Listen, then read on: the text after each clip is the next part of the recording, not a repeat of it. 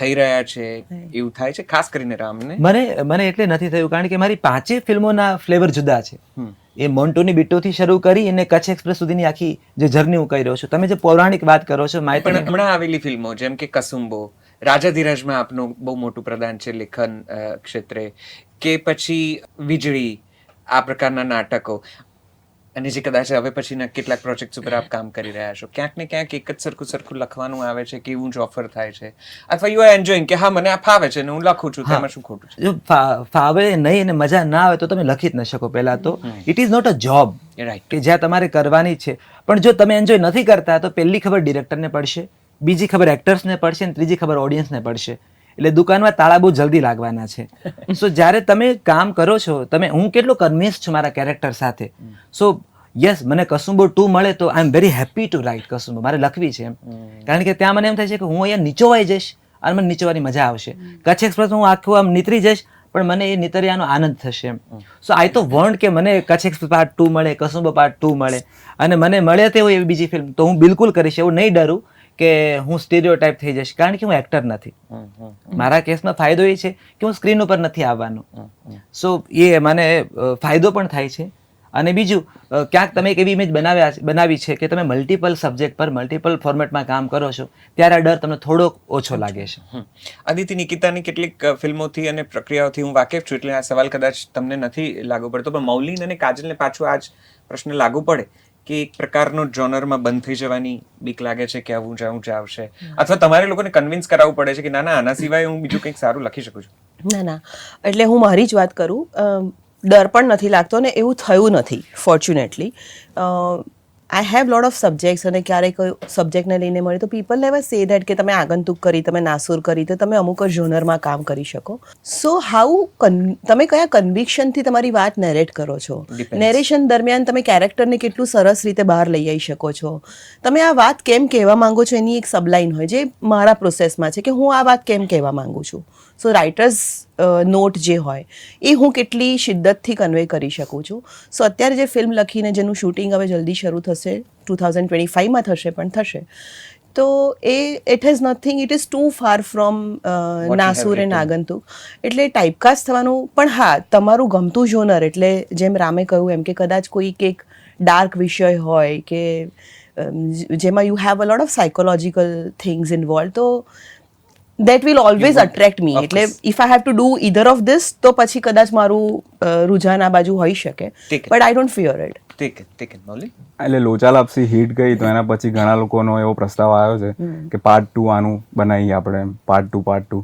તો હું ના પાડી રહ્યો છું, પણ એટલે હું એવું વિચારું છું કે લોચા લાપસીથી અપ હશે તો આપણે એની પર વર્ક કરીએ. અને જ્યારે બની લોચા લાપસી અને હવે રિલીઝ એની વચ્ચે થોડોક ટાઈમ જતો રહ્યો હતો, તો એમાં મેં ડેલિબરેટલી એવું વિચારીને જ બીજા જોનરને ટચ કરી લીધા છે કે હું પણ ટાઈપકાસ્ટ ના થઈ જાઉં. મને એવું લાગતું હતું કે બીજી સ્ટોરીઝમાં જઈએ ને, આ થ્રિલરમાં એક મગજ બી એવું થઈ ગયું છે સેટ કે નોર્મલ મીટિંગમાં પણ ગાડી લઈને જવું તો મને એમ લાગે છે કે ટિકિટ નહીં પડશે. એટલે નોર્મલ કન્વર્ઝેશનમાં પણ એવું થઈ જાય કે આ છુપાયું છે. જ્યારે તમને ખબર હોય કે જુઠ્ઠું કેવી રીતે બોલવાનું પણ ના બોલતા હોય તો સામેવાળાનું જુઠ્ઠું પકડી શકો છો. એટલે એ બધું તું વધારે વાતો જ ના કર, મને તો બીક લાગવા માંડી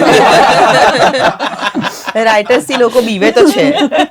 એટલે એ બધું વિચારીને બીજા જોનર્સને ટચ કર્યા છે હમણાં તો, બટ બીજા જોનર્સ ટચ થઈ ગયા છે તો પછી થ્રિલર પર હવે પાછો આવીશ એવું લાગે છે. પરફેક્ટ. એટલે કદાચ લેખકની સહેજ ટાઈપકાસ્ટ થવાની અંદેશો બીક સહેજ તો ક્યાંક હોય, અને એમાંથી બહાર નીકળવાની પણ સતત પ્રક્રિયા છે. ઓકે, મારે 2 સવાલો પૂછવા છે, એક પછી એક પૂછું, એક સાથે પૂછી લઉં, એ અવઢવમાં પણ વ્યક્ત કરું. એક, તમે લોકો એકબીજાની ફિલ્મો લગભગ જોઈ છે? બધાની ફિલ્મો ઓલમોસ્ટ જોઈ છે? જુઓ છો? ગુજરાતી ફિલ્મો જુઓ છો જે આવે છે? ઠીક છે. આ વર્ષે આવેલી કોઈ ફિલ્મ અહીંયા બેઠા છે એમાંની કોઈક હોય તો બહુ સરસ. એ સિવાય કોઈ એવી ફિલ્મ કે જેનું કોઈ એક દ્રશ્ય લેખક તરીકે તમને સ્પર્શી ગયું હોય, અપાર્ટ ફ્રોમ યોર મૂવી, તમારી મૂવી સિવાયની કોઈ એક દ્રશ્ય કે જે તમને એમ થઈ ગયું કે વાહ ક્યાં બાત હે, આ લેખકે કેટલું સુંદર લખ્યું છે? હું લેખકના પર્સપેક્ટિવથી કહું છું, ઓકે, લખાણની દ્રષ્ટિએ. યસ. તો હું વાત કરું છું જાનવીની પિક્ચર વિશે, રાઇટિંગ વિશે, કે એમાં રુસ્તમનું જે કેરેક્ટર હિતન કુમારનું છે, પહેલી વાર બન મસ્કા સુચિતાબેન માટે એને બનાવ્યું છે, અને એ ટેસ્ટ કરે છે, અને એ સીનમાં બહુ જ ઇમોશનલ, અને અહીંયા છે ને રાઇટર કેટલો હાજર છે છતાં ગેરહાજર છે, જ્યાં બે એક્ટરની મોમેન્ટ ક્રિએટ થઈ છે અને પેલો એ પૂછે છે કે હિતેન કુમાર કેવું લાગ્યું તને એમ, અને કારણ કે દર વખતે પોતાની વાઈફ માટે બનાવતો હતો, અને આ ઉંમરના આ પડાવે પહોંચેલા બે કેરેક્ટર જ્યારે પેલી કહે છે કે બહુ સરસ અને પરફેક્ટનો જે ડાયલોગ છે કે આવું જ એ સંબંધ હોય આ ઉંમરે થવાનો તો પણ પરફેક્ટ મોમેન્ટ છે, નવી શરૂઆત કરવાની હોય તો પણ એક પરફેક્ટ વર્ડમાં જાહ્નવીએ જે રમત કરી છે, ક્રિએટ કરી છે. અને એની જ પિક્ચરમાં જ્યારે સુચિતાબેનની દીકરી એ સીડી ઉપર આ દીકરી બેઠા છે અને રિદ્ધિનું મોનોલોગ છે બહુ સુંદર રીતે કે માત્ર બાપ નથી મરતો, અને એ એટલું ઇમોશનલ છે. અને હું માનું છું કે આ બે સીન પોતાનામાં સ્વતંત્ર સિનેમા છે, તો આ બે સીન મારે મેન્શન કરવા જોઈએ કે મને એમ થયું કે વાહ, અને ત્યાં મને ઈર્ષા પણ થઈ કે આ મને ના સૂઝ્યું અને આ મને ના જ સૂઝે, આ છોકરીને જે સૂઝ્યું છે. વાહ. તો યા આ બે સીન તો જાહ્નવી પાસે જ જઈએ, આમ કટ ટુ કટ જે જેને યાદ કરે એને જોડી. વેનીલા આઈસ્ક્રીમમાં 2 સીન છે. પહેલો સીન તો એ છે કે જ્યારે એક આખી ફિલ્મ રજૂ થઈ ગયા પછી ક્લાઇમેક્સના પોઈન્ટ ઉપર ખબર પડે છે કે દાદાજી જે ઘરેણા અને સીડી ઉપર પડે છે અને આખો ફ્લેશબેકનો જે કટ છે કે કેવી રીતે એકલા હોય છે આખા રૂમમાં, એક પણ ડાયલોગ નથી ત્યાં, ખાલી ને ખાલી એમની સિચ્યુએશન છે ને આપણા બધાના ઘરની એ સિચ્યુએશન છે.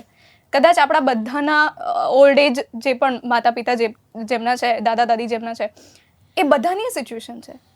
કંઈ બોલ્યા વગર એ બધું જ એમાં કહી દેવું, આખી એમની લાઈફ, એમની ઉંમરનો આખો પડાવ એમાં રજૂ કરી દેવો. એટલે એ સીન મને બહુ જ ગમ્યો છે. અને પિતા અને પુત્ર બંને વાત કરે છે ટેરેસ ઉપર, અને એનો બાપ એને એવું કહે છે કે તારી ફર્સ્ટ પ્રાયોરિટી તારી વાઈફ છે, હું અને તારી મમ્મી નહીં. એ જે આખો ડાયલોગ છે જે અર્જુનભાઈ કરે છે. સો હા, આ 2 સીન. વાહ. મૌલિક? કસુંબો મને આ વર્ષે બહુ ખૂબ ગમી હતી, અને એમાં જેટલા બી ડાયલોગ્સ હતા એટલે હું વિચારી રહ્યો હતો કે આમાં ગુજરાતી તો ઓબ્વિયસલી સારું જ હોવાનું છે કેમ કે વિજયગીરી બાવા અને રામ મોરી છે, પણ ઉર્દુ અને એના તલફ્ફુઝ પણ એકદમ સ્પષ્ટ હતા. એટલે હું અચંબિત થઈ ગયો કે આ આટલું બધું સાચું કઈ રીતે છે. પછી મને ખબર પડી કે આ લોકોએ બી મહેનત કરી છે, ડબિંગમાં પણ એક શાયરને બેસાડ્યા હતા, તો એકદમ પરફેક્ટલી એ સાઉન્ડ થયું. એટલે બધા ડાયલોગ્સમાં કસુંબોમાં મજા આવી. અને એક સીનની વાત કરું તો અજબ રાતની ગજબ વાતમાં એક સીન છે જેમાં આરોહી બહુ ગુસ્સામાં છે, એટલે એ કહે છે કે હું ડ્રાઈવ કરીશ, તો બાજુમાં ભવ્ય ગાંધી બેઠા છે અને આરોહી ગુસ્સામાં ડ્રાઈવ કરી રહી છે અને ભવ્ય ખાલી જોઈ રહ્યો છે, અને કેમેરો ક્લોઝ થાય છે અને કોઈ પણ ડાયલોગ નથી, પણ આ સીનમાં એકદમ બધું સમજાઈ જાય છે કે આના મનમાં શું ચાલે છે અને આના મનમાં શું ચાલે છે. તો આ બંને વસ્તુ. વાહ. કાજલ? ને ચોરી કરીને પાસ થયેલા સ્ટુડન્ટ જેવી ફિલિંગ આવે છે. એટલે આઈ વોઝ સ્ટક. મેં છે ને ધ ગ્રેટ ગુજરાતી મેટ્રીમોની મારી મમ્મી સાથે જોયેલી, અને આઈ વોઝ એક્સપેક્ટિંગ કે થોડીક એની એજની લવ સ્ટોરી પણ હશે, ને આઈ વોન્ટેડ કે she goes through those emotions. અને સેમ જે રામે કહ્યું એ કે દીકરીનો અને એક માનો ડાયલોગ છે કે ખાલી બાપ નથી મરતો. So we were very emotional. After a long, we hugged each other into public. Wow. While watching the film, we hugged, we held each other's hands. અને we had no guts કે અમે બંને એકબીજાની સામું જોઈ શકીએ. પણ એ પછી રડતા નાક નીતરે અને એને ખેંચવાના જે પ્રયત્નો કર્યા હોય એનાથી we understood. But on the way we could talk. I said કે the same emotion applies to a mother also. પણ so we were very touched. જે સુચિતાબેનનું કેરેક્ટર છે, માય મધર ઇઝ ધેટ ડોસાઇલ.